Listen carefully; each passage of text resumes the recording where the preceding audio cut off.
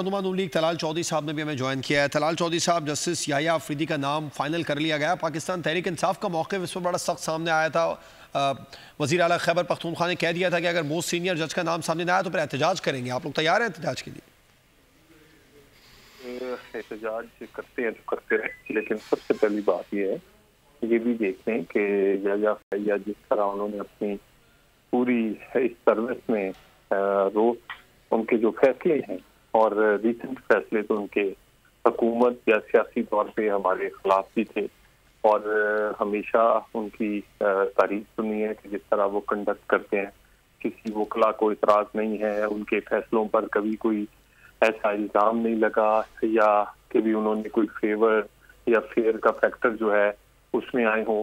तो एक बड़े ज़बरदस्त जज के तौर पर लोग उन्हें जानते हैं और बाकी पार्लियामेंट में 2/3 से ज्यादा अक्सरियत से एक कानून बनाया और अब फिर 2/3 अक्सरियत से जायद से बल्कि यूनानिमस फैसला उनके लिए किया है। तो मेरा ख्याल है ये भी उसी सुप्रीम कोर्ट के मुअज़्ज़ज़ जज हैं और सीनियर तरीन जज हैं। ये इसी तरह ही है जैसे आर्मी चीफ के लिए सेम बैचमेट्स और सारा इकट्ठे जो हैं वो सामने आते हैं और उनमें से सारे कॉम्पिटेंट होते हैं, सब में कोई ना कोई खूबी होती है।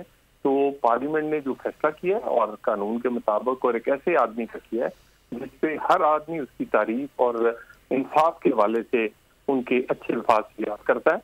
तो मेरा ख्याल है एक अच्छी तरह शुरुआत होनी चाहिए उनकी। बाकी किसी ने एहतजाज करना तो 120 करते रहें। वकला के हवाले से सीनियर वकला का रहनुमा लीग तलाल चौधरी साहब हमारे साथ मौजूद थे। वो कह रहे थे कि अगर किसी ने एहतजाज करना है तो फिर वो करता रहे, हमें एहतजाज से कोई फ़र्क नहीं पड़ता। जस्टिस याह्या अफरीदी का प्रोफाइल बहुत बड़ा है, उनकी कारकर्दगी सुप्रीम कोर्ट में फ़ैसलों के हवाले से वो सबके सामने है और पार्लियामेंट ने फ़ैसला किया है। पार्लियामेंट सुप्रीम है, एक कमेटी बनाई गई, आइन और कानून के तहत एक कमेटी बनाई गई है, उसके तहत ये फैसला किया गया। सब्सक्राइब करें और बेल दबाएं ताकि कोई खबर रह न जाए।